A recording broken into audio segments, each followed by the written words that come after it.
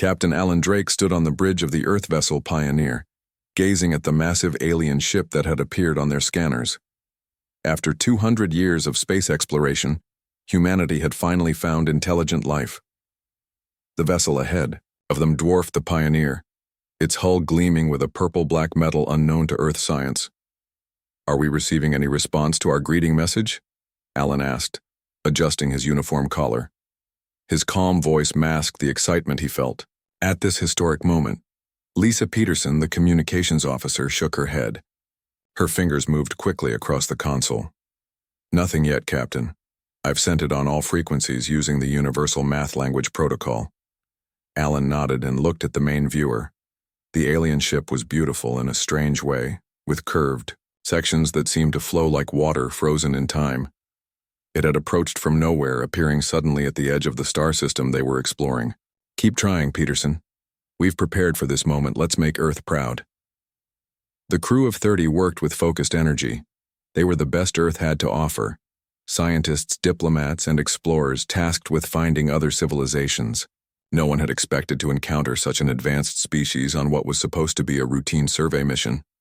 After an hour of attempting contact, the alien ship finally responded. Strange symbols flashed on their screen before transforming into English text.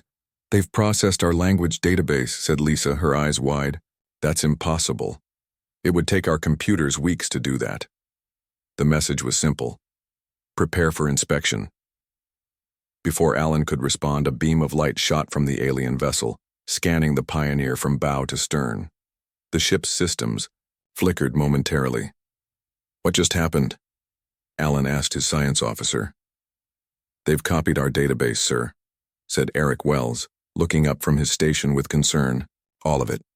In seconds." Alan frowned. This wasn't following first contact protocols. "Open a channel. I want to speak directly." The view screen changed to show a tall, slender being with slate-gray skin and 4 amber eyes arranged in a diamond pattern. It wore an elaborate uniform with symbols that seemed to shift and change. "I am Emperor Calvex of the Zeraxian Empire," the being announced, its mouth not matching the words they heard. Some kind of translation technology was at work. "Your vessel has entered our territory without permission." Alan stepped forward. "Emperor Calvex, I am Captain Alan Drake of Earth. We had no knowledge this system was claimed. We come in peace and friendship, seeking diplomatic relations." The Emperor made a sound that might have been laughter. "Earth, yes, we have reviewed your data. A single-planet civilization with primitive, faster-than-light technology. How interesting that you've ventured so far." Something in the Emperor's tone made Alan uneasy. He had trained for first contact scenarios for years, but nothing had prepared him for the dismissive arrogance he sensed from this being.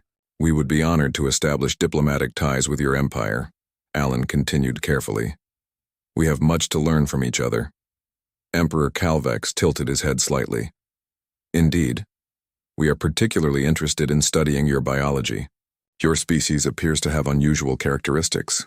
Before Alan could respond, alarms blared throughout the Pioneer. "Captain, they're powering weapons," shouted Frank Miller from Tactical. "Shields up," Alan ordered. "Prepare evasive." The ship rocked violently as energy beams struck them. Alan grabbed his chair to stay upright. "Shields at 40%, reported Miller. "One more hit like that and we're done." "Emperor," Alan called out, "please cease fire. We have no hostile intent." The alien ruler's expression didn't change. "Your vessel is now property of the Zeraxian Empire. Your crew will be studied. Resistance is unnecessary." The view screen went dark as another blast hit the ship, sending sparks flying from multiple consoles. "Engine power failing," reported Chief Engineer Patel. "They're using some kind of energy dampening field." Alan knew they couldn't outrun or outfight this vastly superior vessel, but they could still warn Earth. "Peterson," he said, turning to his communications officer. "Emergency Protocol 9. Lisa nodded grimly and began working at her station with renewed urgency. Protocol 9 was the plan they hoped they'd never need, sending a compressed data burst through their experimental quantum relay, bypassing normal communication channels. "Captain, they're preparing to board us," Miller warned. Reading multiple small craft launching. Alan addressed the crew. All hands. This is the captain. We are about to be boarded by unknown hostiles. Remember your training. Our priority is to ensure Earth receives warning of this threat. Encrypt and purge all sensitive data. Do not resist capture if it means preserving your lives. He turned to Lisa, who was still working frantically at her station. How much longer? 30 seconds, Captain. The relay is charging. Alan heard the sound of metal against metal as the alien vessels attached themselves to the Pioneer's hull. Cutting tools began to slice through the outer doors. They're breaking through the cargo bay, Miller reported. Security teams, fall back to defensive positions, Alan ordered through his comm. Delay them as long as possible. Relay charged, Lisa announced. Message ready. Send it, Alan commanded. Lisa pressed the final sequence. For a moment, nothing happened. Then a single green light flashed on her console. Message away, Captain. Earth will know what happened here. Alan nodded, relief washing over him despite their dire situation. Well done. The doors to the bridge slid open, and tall gray figures in gleaming armor stepped through, weapons raised. The Xeraxian soldiers moved with unsettling grace, securing the bridge crew without firing a shot. A higher-ranking officer entered last. By order of Emperor Calvex, you are now subjects of the Xeraxian Empire. You will be transported to the Imperial capital for examination. Alan stepped forward, hands raised to show he wasn't resisting. Under Earth law and interstellar conventions, I formally protest this unprovoked attack on a peaceful vessel. The officer seemed amused. Your laws mean nothing here, human. The Emperor has spoken. As they were led from the bridge, Alan caught Lisa's eye and saw the slight nod she gave him. Whatever happened next, Earth would know of the danger. He only hoped Admiral Morgan and the United Earth government would take the threat seriously. 3 weeks later, Admiral Kate Morgan stood before the emergency session of the Earth Security Council, her face grim as she played the compressed message from the Pioneer. This is Communications Officer Lisa Peterson of the EES Pioneer. We have encountered a hostile alien civilization, calling themselves the Xeraxian Empire. They have attacked without provocation and are boarding our vessel. Captain Drake believes they intend to study us and possibly prepare for further action against Earth. All data we have gathered is attached to this message. The Xeraxians possess technology far beyond our current capabilities, but they underestimate us. They don't know about our new defense systems. Don't try to negotiate. Prepare for war. Silence filled the council chamber as the message ended. Admiral Morgan looked at each council member in turn. Ladies and gentlemen, for the first time in our history, Earth faces an existential threat from beyond our borders. I request immediate authorization to activate the war fleet. The council president leaned forward. You're asking us to potentially start an interstellar war, Admiral? No, sir, Kate replied firmly. I'm asking you to finish one that's already begun. The grand observation deck of the Imperial Palace offered a breathtaking view of the Xeraxian capital. Emperor Calvex stood with his hands clasped behind his back, gazing up at the stars. The night sky glittered with the lights of orbital defense, platforms and docking stations. It was a display of power meant to impress visiting dignitaries from conquered worlds. Beautiful, isn't it? The Emperor said to High Commander Vextal, who stood at attention nearby. 10,000 years of Xeraxian dominance written across the stars. Indeed, Emperor, Vextal replied. The latest reports from the human prisoners show promising results. Their physical resilience is remarkable. Calvex nodded absently. Have they revealed the location of their homeworld yet? Not precisely. The captain remains uncooperative. But our scientists are confident they can extract the information from the ship's damaged navigation systems. A junior officer hurried onto the deck, breaking protocol. His 4 eyes were wide with alarm. Speak, ordered Vextal. Urgent reports from the Outer System Defense Network, the officer said, bowing quickly.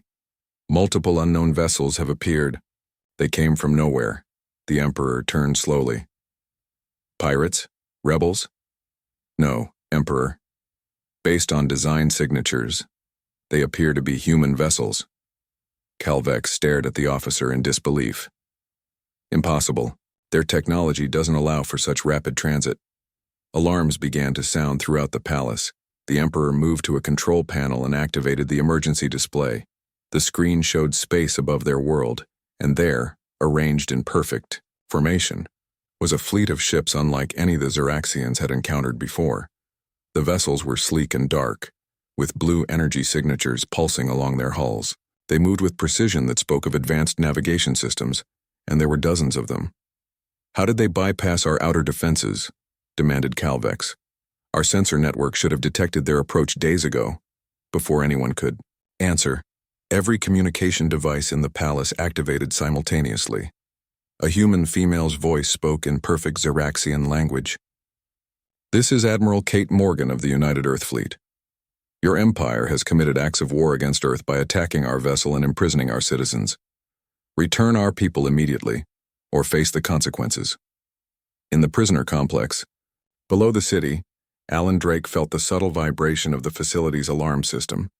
Something was happening. The guard Trazcor appeared at his cell, moving with urgency. "Your people have come," Trazcor said, his voice mixed with awe and fear. "A fleet unlike anything in our records. They appeared directly above the capital." Alan couldn't hide his smile. "I told you Earth wouldn't abandon us. The Emperor has ordered all prisoners moved to the secure underground facility. I have little time." Trazcor hesitated, then pressed his hand against a panel. Alan's cell door slid open. "Some of us remember the old ways," the guard said. "Before conquest, before fear." Alan stepped out of the cell. "We need to free the others." Aboard the UES Defiance, Admiral Morgan stood on the bridge, facing the view screen that showed the Xeraxian capital world. The planet was ringed with defense platforms, and a hastily assembled defense fleet was forming up to meet them. "They're scrambling everything they have," reported Lieutenant Olivia Ryan from the tactical station, "estimating 200 vessels within the hour." "And their planetary shields?" asked Kate. "At full power. Conventional weapons wouldn't make a dent." Kate nodded. "Open a channel to all ships." When the communications officer signaled ready, Kate spoke clearly. "All vessels prepare phase shift systems. Target priority is their planetary shield generators, followed by orbital defense platforms. Ground teams stand by for deployment. Remember, we came for our people. Everything else is secondary." She turned to her first officer. "Any response to our message?" "None, Admiral." Kate's expression hardened. "Then we proceed as planned. All ships commence operation." On the planet below, Emperor Calvex watched in disbelief as the human fleet began to move. Rather than staying in formation, the ships split into smaller groups, each heading for specific targets with unnerving precision. "They know our defense layout," Vextal realized aloud. "They've been gathering intelligence." "It doesn't matter," the Emperor snapped. "Activate all defense systems. Nothing can penetrate our planetary shields." The Xeraxian defense fleet engaged, firing brilliant beams of energy at the approaching Earth vessels. The beams struck their targets directly and passed through them as if the ships weren't there. "What is happening?" demanded Calvex. "Report." "Unknown technology," stammered a science officer. "They appear to be shifting partially out of normal space. Our weapons cannot affect them." The Emperor watched in growing horror as the human ships reached the planetary shield generators. Instead of firing at the shields themselves, the Earth vessels positioned themselves directly inside the shield perimeter and fired their weapons at point-blank range. Explosions bloomed across the orbital installations. One by one, the shield generators failed. "Impossible," whispered Vextal. In the prisoner complex, Alan led a growing group of escaped aliens through the corridors. Trazcor had freed dozens of captives from different species, many of whom had been prisoners for years. "The emergency exits lead to the surface," Trazcor explained. "From there, we can reach the old temple grounds. It's rarely guarded." A massive tremor shook the building. Dust fell from the ceiling. "What was that?" asked Zell, one of the alien prisoners. Alan smiled grimly. "That would be Earth saying hello." Outside, Earth dropships descended through gaps in the failing planetary shields. Lieutenant Olivia Ryan led the first wave, targeting the main prison complex where intelligence reports indicated the Pioneer crew was being held. Team Alpha, secure the north entrance, she ordered through her comm. Team Bravo, with me. Remember, minimal casualties if possible. Her team moved with precision through the streets of the alien capital.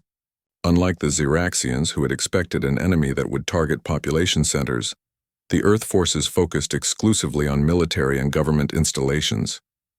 In the Imperial Palace, chaos reigned.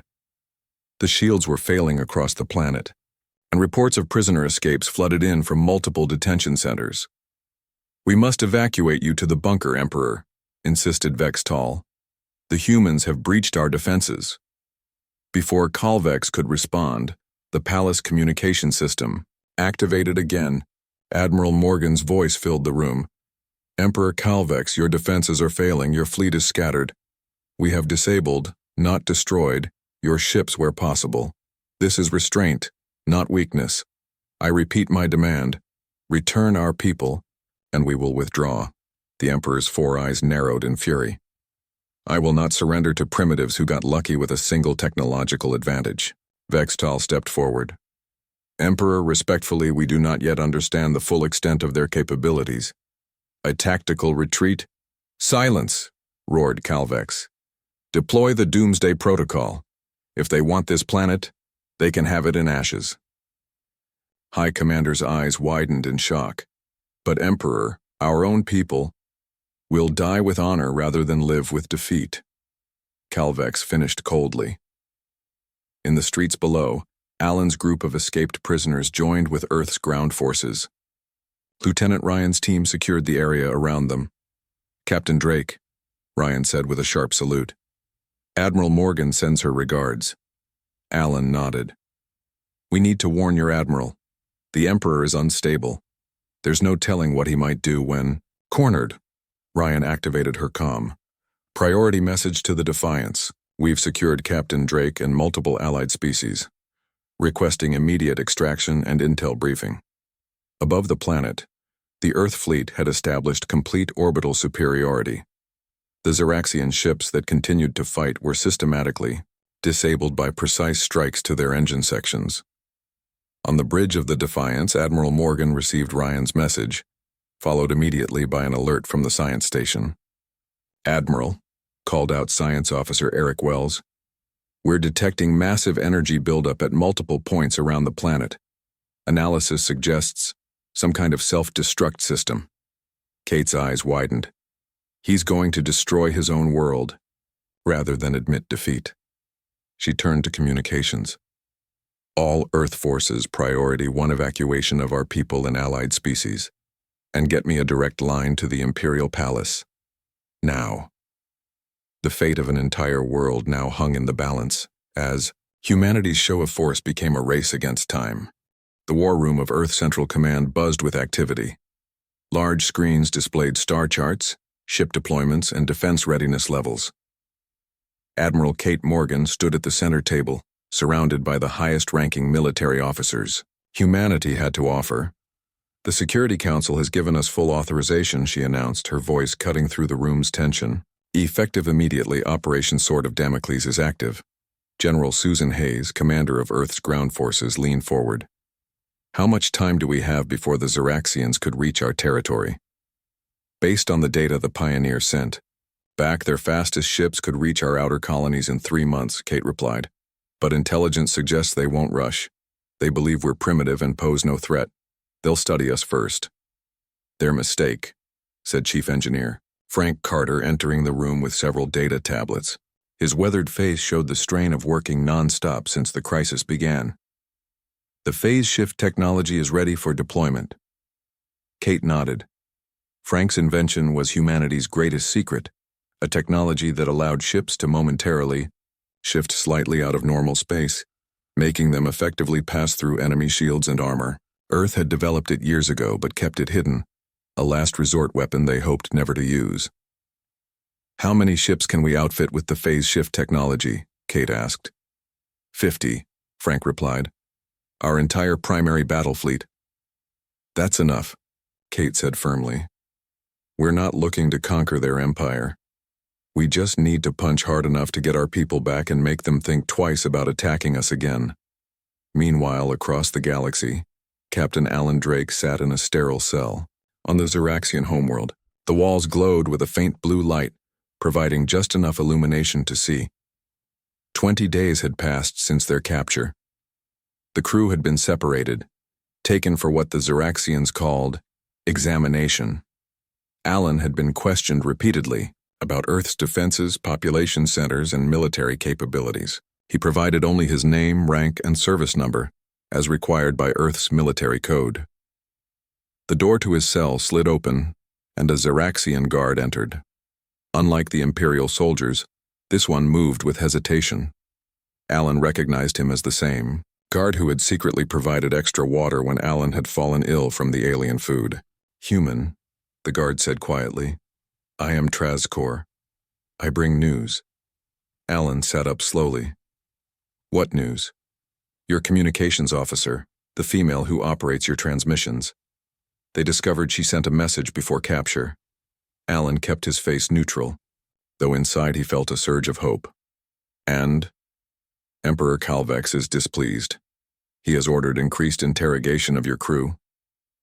Trazcor paused. I have been assigned to other prisoners, some not from your world. They speak of Earth humans with respect. There are other prisoners? Other species? Alan asked, surprised. Trazcor nodded. Many. The Empire expands always. Those who resist become specimens. A plan began forming in Alan's mind. Trazcor, why are you telling me this? The guard's 4 eyes blinked in sequence. The Empire was not always as it is now. Once we were explorers, not conquerors. Some of us remember those days. After the guard left, Alan paced his cell. If Lisa's message had reached Earth, help might be coming. And if there were other prisoners, other species who knew of humanity, perhaps allies could be found. Back on Earth, Intelligence Officer John Martinez prepared for the most dangerous mission of his life. He stood in the launch bay of the UES, Defiance Admiral Morgan's flagship, as technicians fitted him with specialized equipment. The cloaking device will mask your biological signature, Frank explained, adjusting a small device on John's belt. To their scanners, you'll register as a Xeraxian, but it only works for 72 hours, so move fast. John nodded. Get in. Locate our people, map their defenses, and get out. No engagement unless absolutely necessary. Kate approached them. The scout ship is ready. You'll be dropped at the edge of their territory and make your way to their homeworld. Once there, transmit what you find through the quantum relay. And if I'm captured? John asked. Kate's expression hardened. Then the fleet arrives 3 days later and turns their capital into a memory. Within 12 hours, John's scout ship slipped past the outer patrols of the Xeraxian Empire, its advanced stealth systems making it invisible to their sensors. As he traveled deeper into enemy territory, he was shocked by what he saw. The Empire wasn't just expansive, it was massive, controlling hundreds of star systems. But he also noticed something interesting. Many of the planets showed signs of unrest. The Imperial fleet was spread thin, maintaining control rather than expanding. The Xeraxians had enemies, even within their own borders. On the Xeraxian homeworld, Alan had managed to make contact with prisoners from 3 different alien species through a maintenance duct that connected their cells. Through careful whispers, he learned that the Empire had been expanding for centuries, conquering and subjugating dozens of species. They believed themselves superior to all, whispered a voice belonging to a being that called itself Zell. But many worlds resist secretly. My people fought them for 20 cycles, added another prisoner named Drav, until they bombed our cities from orbit. Alan absorbed this information. My world won't surrender so easily, he promised. And when our ships come, we might be able to help all of you. The alien prisoners fell silent, as if afraid to hope. Meanwhile, in the Imperial Palace, Emperor Calvex reviewed reports from his scientists about the human specimens. Fascinating, he said, reviewing the data. Their biology is remarkably adaptable. And you say their planet has a higher gravity than standard? High Commander Vextal nodded. Yes, Emperor. They come from a world that would crush most species. Their physical strength is considerable. Yet they possess only basic space technology, the Emperor mused. A curious combination. Prepare a research expedition to their home system. I wish to see this Earth for myself. Vextal hesitated. Emperor, the female prisoner's message, should we be concerned? Calvex made a dismissive gesture. What can they do? Their ship was no match for even our patrol vessel. Their weapons are primitive, their shields barely worthy of the name. As you say, Emperor, Vexatal responded, though doubt lingered in his voice. In deep space, the Earth War fleet assembled at the rendezvous point, far from any inhabited system. 50 warships, the largest gathering of military might in human history, formed up around the Defiance. Each vessel had been retrofitted with the phase shift technology and loaded with newly developed quantum torpedoes. On the bridge of the Defiance, Admiral Morgan received John's first transmission from deep within Xeraxian space. Our people are alive, she announced to her officers. They're being held on the Xeraxian homeworld, and that's not all. The Empire has dozens of subjugated species, many of whom might join us if given the chance. So we're not just fighting. For our crew, said Lieutenant Olivia Ryan, we're potentially liberating an entire sector of the galaxy. Kate nodded. The Xeraxians have no idea what's coming for them. They think we're primitive, weak, and isolated. She turned to face the main view screen, where the assembled fleet waited for her command. Let's show them how wrong they are. Prince Vexrath, son of Emperor Calvex, moved swiftly through the palace's hidden passages. Unlike his father, he had studied the reports on humans carefully. What he found had frightened him, not because humans were monsters, but because they were remarkably similar to what Xeraxians had once been. Explorers, innovators, and deeply protective of their own. And now his father was about to destroy their homeworld rather than admit defeat. Vexrath reached the central control room where the doomsday devices were being activated. 4 high-ranking military officers worked at the consoles under his father's direct orders. Stop, Vexrath commanded, entering the room. By royal blood right, I countermand this order. The officers looked up in surprise. One spoke hesitantly.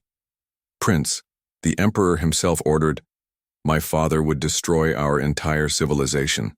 Rather than admit a lesser species could defeat him, Vexrath interrupted. Is that the Empire you swore to protect? The officers exchanged glances, their 4 eyes blinking in the Xeraxian expression of uncertainty.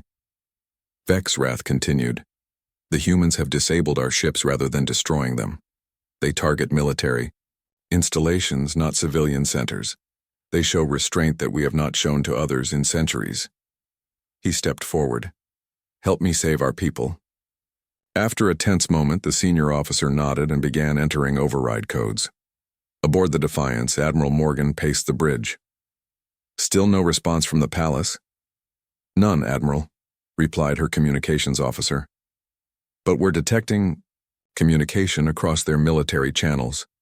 There seems to be confusion in their chain of command. Kate turned to the tactical display.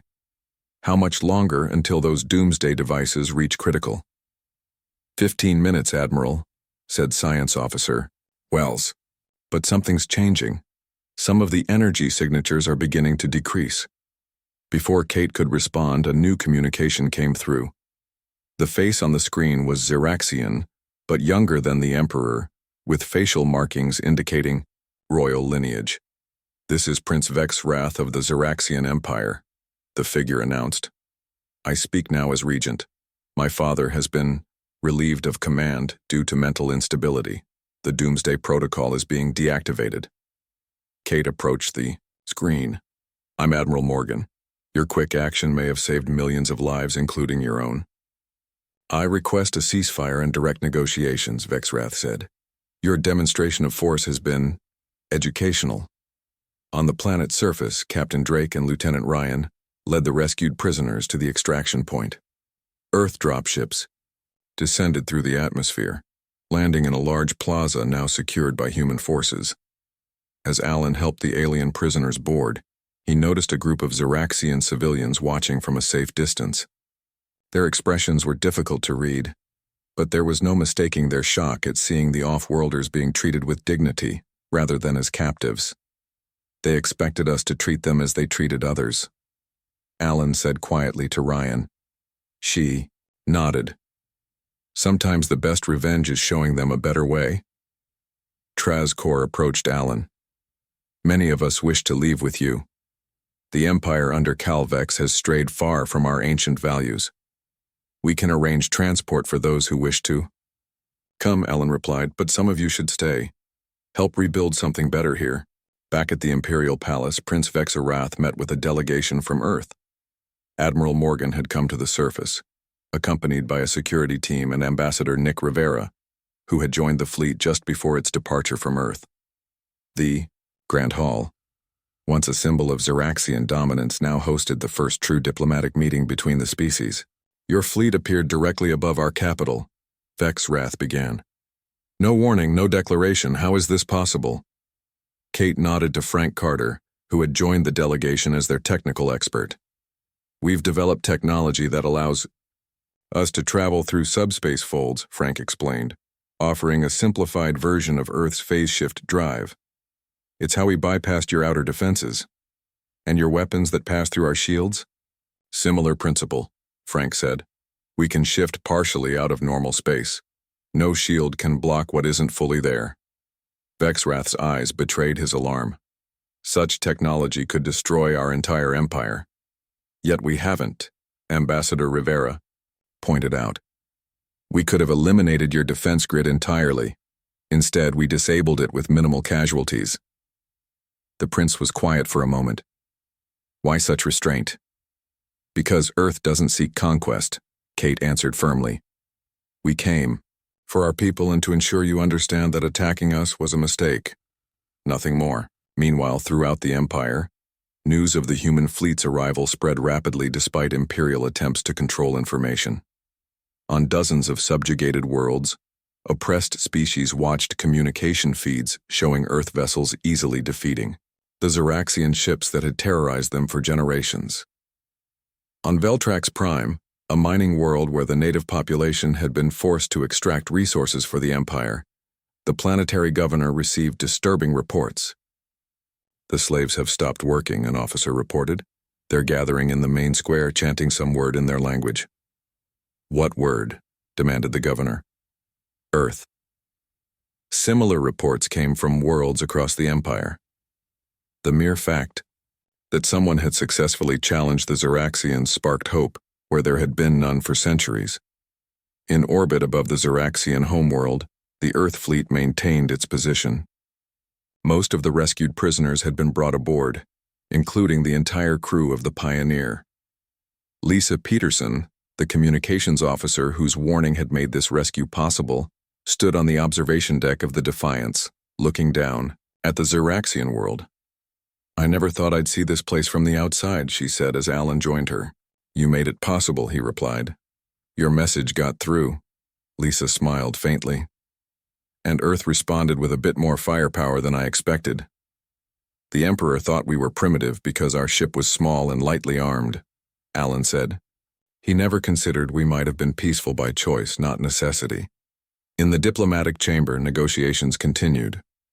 Prince Vexarath had formally assumed power as regent, with the support of the military high command. Emperor Calvex had been confined to his quarters under guard. We propose a non-aggression treaty, Ambassador Rivera said. Earth has no interest in your territory. We simply want assurance that what happened to the Pioneer won't happen to other Earth vessels. Vexarath nodded slowly. And what of the other species your people have been helping to evacuate? That's their choice, Kate replied. Those who wish to leave with us will be granted sanctuary. Those who stay must be treated as citizens, not subjects. You ask for significant changes to our imperial structure, Vexarath noted. We're not asking, Kate said firmly. We're informing you of the conditions under which we'll withdraw our fleet. The prince studied her face for a moment. then gave the Xeraxian gesture of acceptance. Very well. The treaty will be drafted, as you suggest. As the meeting concluded, Frank approached Kate quietly. The ship scans are complete.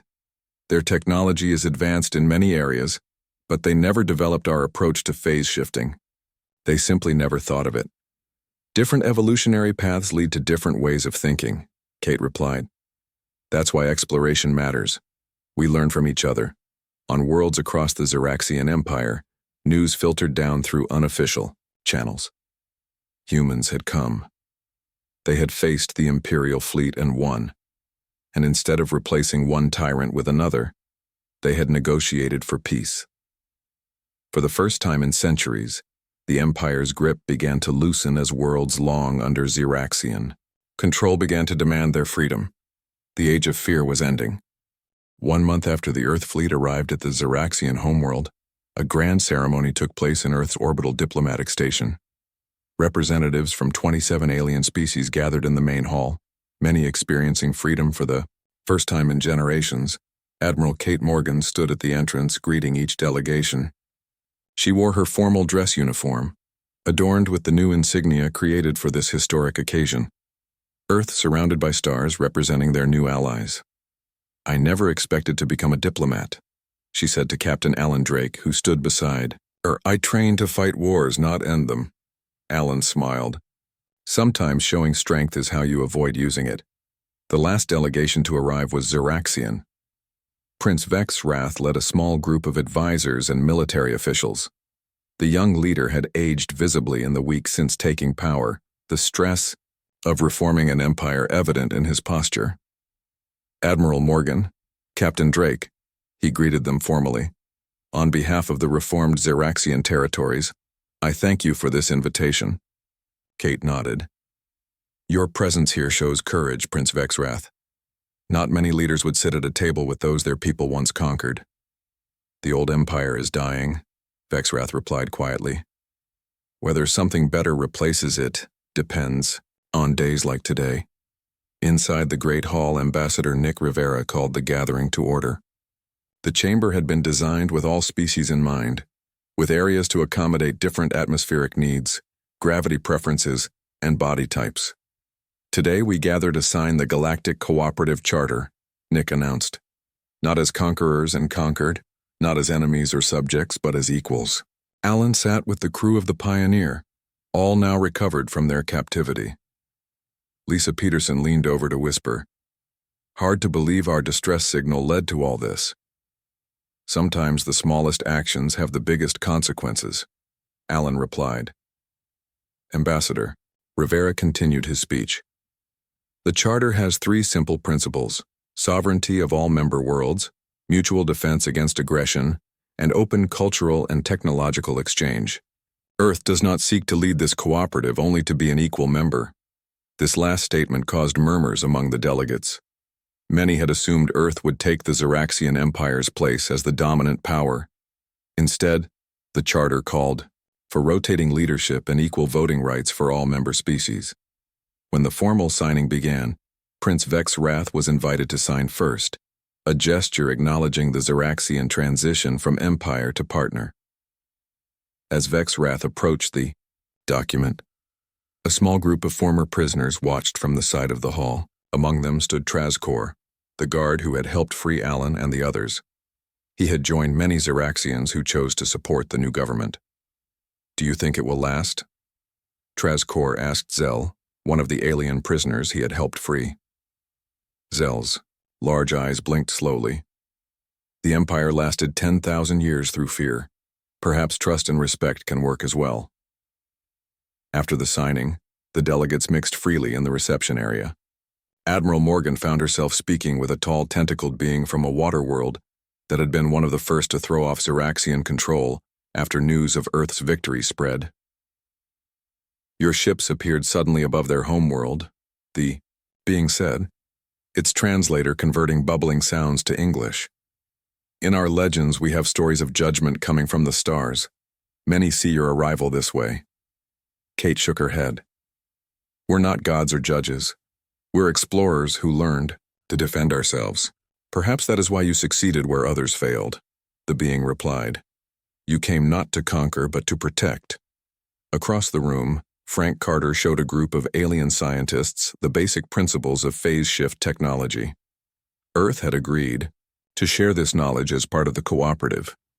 The key breakthrough was realizing that space itself has layers, Frank explained. By shifting partially between them, we can exist in two states simultaneously. A Xeraxian scientist nodded eagerly. We always approached the problem from manipulating energy fields. We never considered manipulating our own position in space-time. Different perspectives lead to different solutions, Frank replied. That's the whole point of this cooperative. On the observation deck, Captain Drake stood looking out at Earth below. The blue-green planet rotated slowly, clouds swirling across its surface. Lisa Peterson joined him. Having second thoughts about retirement? She asked. Alan laughed. No, I think my first contact days are behind me. I'm looking forward to teaching at the academy. The next generation of explorers needs to hear what we've learned. That first impressions matter, Lisa suggested. That strength without restraint isn't really strength at all, Alan replied as the celebration continued. Admiral Morgan received word that the Earth Security Council was ready for her report.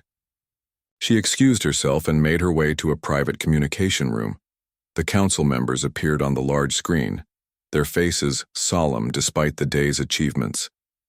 Admiral, the council president began, your mission to rescue our people and establish Earth's security has expanded considerably.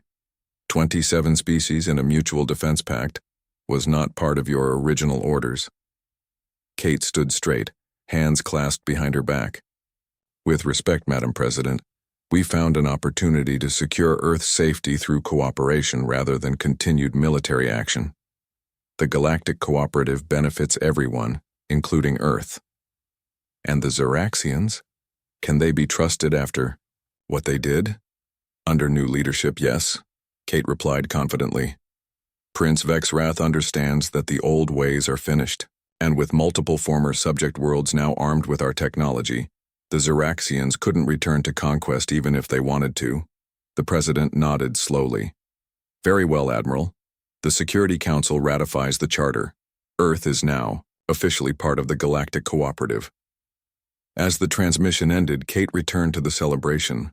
She found General Susan Hayes watching the diverse gathering with amazement. When we launched the fleet, I thought we were starting a war, Susan said. Instead, we've started something entirely new. Kate smiled. The best victories are the ones where you gain allies instead of enemies. 6 months later, the Earth vessel Horizon departed on its maiden voyage. Unlike the military ships that had formed Earth's war fleet, the Horizon was built specifically for exploration, with laboratories, diplomatic facilities, and representatives from 12 different species on board. Captain Alan Drake stood on the main observation deck, now retired from active service but invited as an honored guest for the launch ceremony. Admiral Morgan joined him. She's beautiful, Alan said, admiring the ship's gleaming hull. And peaceful, Kate added. Though, still well armed just in case, Alan laughed. Some lessons stick with you. As the Horizon began its journey outward, news broadcasts across Earth and the 27 worlds of the Galactic Cooperative carried the same message. Today marks a new chapter in our shared history. When humanity's war fleet entered orbit, the Empire finally knew fear. But when humanity offered peace instead of conquest, the galaxy finally knew hope.